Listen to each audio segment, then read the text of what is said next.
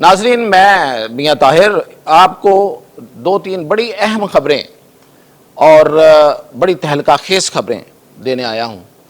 پہلی بات تو یہ ہے کہ جو پچھلی رات گزری ہے، اس سے پچھلی رات بڑی غمزدہ رات تھی اور بڑی بری خبروں والی رات تھی، لیکن جو پچھلی رات گزری ہے یہ بڑی کمال تھی۔ اور اس کے بعد کفر کے ایوانوں میں ایک زلزلہ ہے جاری۔ جی بالکل، کفر کے ایوانوں میں ایک زلزلہ آ چکا ہے، اور وہ کہاں تک ہے؟ وہ واشنگٹن تک ہے۔ تل ابیب سے لے کے واشنگٹن تک ان ایوانوں میں ایک زلزلہ ہے۔ وہ کیسے ہے یہ بتاؤں گا، اور یہ سب کچھ ہوا کیسے، یہ ممکن کیسے ہوا، یہ کیسے ایک رات میں کیسے کایا پلٹ گئی، ایک دن میں کیسے کایا پلٹ گئی، اور یہ کہ پھر جو اس کے پیچھے ہے وہ کون ہے، وہ کیوں چھپ کے مدد کر رہا ہے، اور آگے کیا ہوگا۔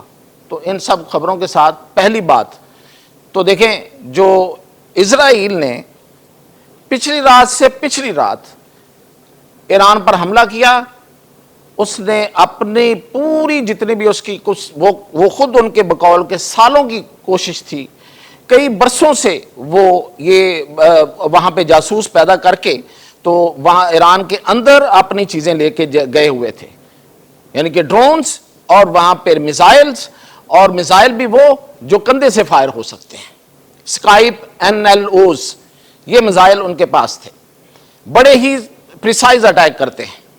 اور پھر یہ کہ سب سے بڑی بات، انہیں ایک ایک بندے کی پوزیشن کا پتہ تھا، اور ان پوزیشنز پہ انہوں نے فائر کیا۔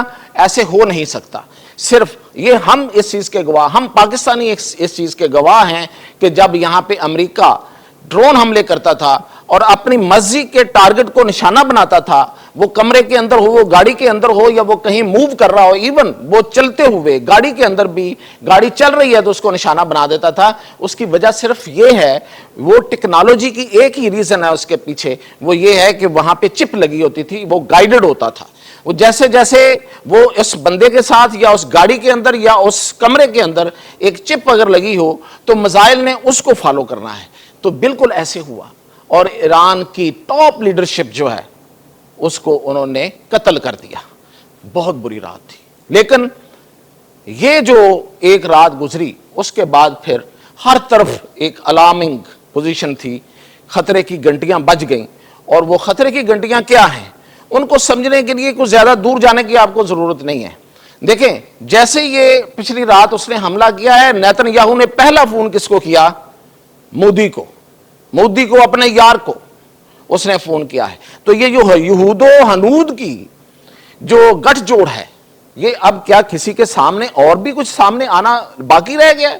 بالکل، یہ بہت پہلے سے ہم اس کو بیان کر رہے ہیں، لوگ اس پہ یقین نہیں کرتے تھے، لوگ اس کو کوئی اور رنگ دے دیتے تھے۔ اور پھر یہ کہ جو نیتن یاہو ہے، اس کا انٹرویو اس وقت بڑا وائرل ہوا ہے، وہ سن لیں وہ اس کا کلپ، اس میں وہ واضح کہہ رہا ہے کہ اس کو اگر خطرہ ہے تو دو اٹامک پاور سے ہے، ایک ایران جو بن رہی ہے بقول اس کے، اور ایک پاکستان جو اٹامک پاور ہے۔ تو اس کا مطلب یہ ہوا کہ ایران کو گرانے کے بعد باری کس کی تھی؟ پاکستان کی، اور خدا نخواستہ اگر اب بھی ایران گرتا ہے تو باری کس کی ہوگی؟ ان کے منہ میں خاک، پاکستان کی۔ لیکن پاکستان کوئی اتنا سافٹ ٹارگٹ نہیں ہے، یہ اور بات ہے کہ ہم کیا کریں گے۔ یہ تھی وہ خطرے کی گھنٹیاں جو بجی۔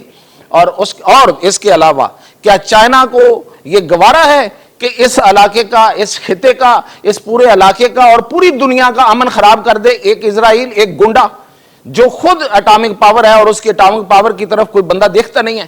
تو اس لیے چائنا بھی اس میں، اور پھر چائنا کا جو رسپانس آیا کہ ہم یہ اسرائیل نے ریڈ کراس، جو ریڈ لائنز ہیں وہ کراس کی ہیں، تو اٹ شوز کہ وہ بھی بڑے غصے میں تھا۔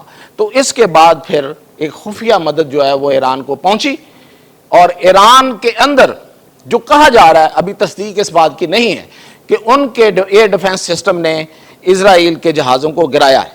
اچھا، اب وہ سوچنے والی بات یہ ہے کہ وہ جہاز ہیں کیا؟ وہ بہت جدید جہاز ہیں۔ اس جیسا جہاز اس وقت پورے ویسٹ کے پاس، پورے مغرب کے پاس نہیں ہے، اور وہ اس میں بڑا مان اور تران ہے ان کو، وہ F-35، اور یہ ان کے پاس جو ہے وہ F-35S ہے، یعنی کہ اس سے بھی ماڈرن ان کا جو ورژن ہے۔ تو وہ جہاز گرانا ان کے نزدیک ناممکنات میں ہے، اسی لیے وہ دندنا رہے تھے بلا خوف. وہ ایران کی فضاؤں میں وہ جہاز جو ہے وہ گھوم رہا تھا اور وہ فائرنگ کر رہا تھا، وہ بمبارڈمنٹ کر رہا تھا. لیکن ایسے جہاز کو اگر وہ گر گیا ہے، جس کی خبریں چل رہی ہیں، ایرانی خود دے رہے ہیں، زنوا نیوز نے جو چائنا کی ہے اس نے بھی ایرانی خبر کو ریفرنس بنا کے یہ خبر دی ہے، تو پھر اس کو گرایا کس نے ہوگا؟ ایران کا میری اطلاع کے مطابق تو ایئر ڈیفنس سسٹم جو ہے اس کو انہوں نے ہیک کر لیا تھا اسرائیلیز نے، اور ان کے پاس ظاہر ہے کہ یہ والی سائبر ٹیکنالوجی ہے. اس کا توڑ اگر کسی کے پاس ہے، دیکھیں اگر ایران کی جو ایئر ڈیفنس ہے وہ بحال ہوا ہے، وہ فعال ہوا ہے دوبارہ، تو اس ہیکنگ کو ختم کرنے کا جو صلاحیت ہے وہ پاکستان کے پاس ہے. یہ پاکستان ثابت کر چکا ہے. پاکستان نے انڈیا کو کرپل ڈاؤن کر دیا تھا، انڈیا کو مفلوج کر دیا تھا، اور جو انڈیا کے اندر سے اس کی تصدیق سامنے آ چکی ہے. تو وہ والا سائبر فورس سیکورٹی جو ہے ہمارے پاس، جو سائبر سیکورٹی فورس ہے وہ پاکستان ایئر فورس کے پاس ہے، اور وہی اس کو بحال کر سکتی ہے. میں اس کی تصدیق نہیں کر رہا، لیکن اس کے علاوہ اور کون ہے خطے میں جو اس کو یہ مدد دے سکتا ہے؟ اور اس سے بھی بڑی خبر میں آپ کو بتا رہا ہوں وہ یہ ہے کہ امریکہ میں واشنگٹن میں ایک خفیہ اجلاس ہوا، ایک خفیہ میٹنگ ہوئی. اس میں ٹرمپ جو ہے وہ اپنی ایجنسیز پہ، اپنے سائنسدانوں پہ، اپنے ٹیکنالوجی پہ کہ جو گرو ہیں ان پہ وہ چیخا ہے، وہ چنگاڑا ہے، اور اس نے کہا ہے کہ اٹس اے فیلئر جو اسرائیل میں ہوا ہے. ہمارا آئرن ڈوم، ہمارا تھاڈ اور ان کا ایرو 2 ایرو 3 سارے کے سارے ناکام ہو گئے. ایران کے میزائل وہاں پہ جا کے ہٹ کیے ہیں، کتنا نقصان ہوا ہے یہ بعد کی بات ہے. میزائل کا ہٹ کرنا سب سے بڑی بات ہے، اور اس پہ وہ اتنا پریشان ہے کہ اس نے کہا ہے کہ یہ ہمارا چین کے سامنے یہ ہمارا بہت بڑا فیلئر ہے. اور میں اس پہ بہت کچھ پہلے کہہ چکا ہوں اور آگے جا کے بھی آپ کو بتاؤں گا کہ اگر کبھی امریکہ اور چین کی ڈائریکٹ لڑائی ہوئی، کوئی جنگ ہوئی، تو اس میں امریکہ کی شکست جو ہے وہ لکھی جا چکی ہے، وہ ٹیکنالوجی کے لحاظ سے میں آپ کو بتاؤں گا. تو اس پہ ٹرمپ کا چیخنا اور پریشان ہونا بڑا نیچرل سی بات ہے، اور وہ چیخا ہے. اور یہ جو اس نظام کو، امریکہ کے اس آئرن ڈوم کو، اس تھاڈ کو، اس ایرو 2 ایرو 3 کو، ان کو ناکام کرنا یہ کسی کے بس کی روگ نہیں تھا، یہ ایران کے بس میں نہیں تھا، یہ کسی اور نے کیا ہے، کسی مددگار نے کیا ہے، کسی دوست نے کیا ہے. اور جو پاکستان کی طرف سے ریاکشن آیا ہے کتنا فرم آیا ہے، کتنا سٹرونگ آیا ہے. اتنا سٹرونگ ریاکشن کسی ملک کا نہیں آیا. ہمیں ایران سے کوئی گلہ نہیں ہے، لیکن ایران نے ہمارے ساتھ جو جنگ ہے اس میں بھی اتنا بڑا، اتنا سٹرونگ ریاکشن نہیں دیا تھا انڈیا کے خلاف. اور انڈیا جو ہے وہ کال ریسیو کر رہا ہے نیتن یاہو کی، مودی، اور ادھر سے جو اس کا دوست، دیرینہ دوست کہلا رہا تھا روس، اس نے سمپل ثالثی کی پیشکش کر دی، ایران کے ساتھ کھڑے ہونے کی بات نہیں کی ایک مذمت کے علاوہ.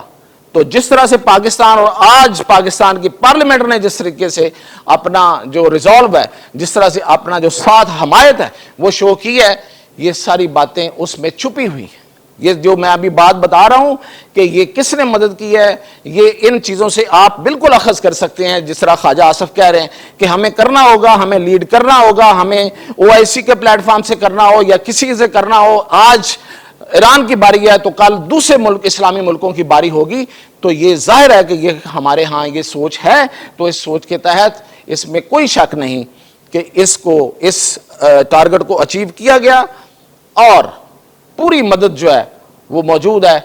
اب اس کے بعد مزید کیا ہوتا ہے، کیا ایران جو ہے وہ ہماری مدد کو لے کے بھی آگے چل پاتا ہے یا نہیں چل پاتا، یہ پھر ابھی کہنا دور ہے. لیکن پاکستان اس پہ بہت کنسرنڈ ہے. پاکستان اس پہ بالکل خاموش نہیں رہے گا، اور وہ خاموش رہ کے بھی ایسی مدد کرے گا کہ اور کی ہے کہ جو نظر آ رہی ہے. تو یہ تھی اب تک کی اپڈیٹ. مزید اپڈیٹ کے ساتھ حاضر.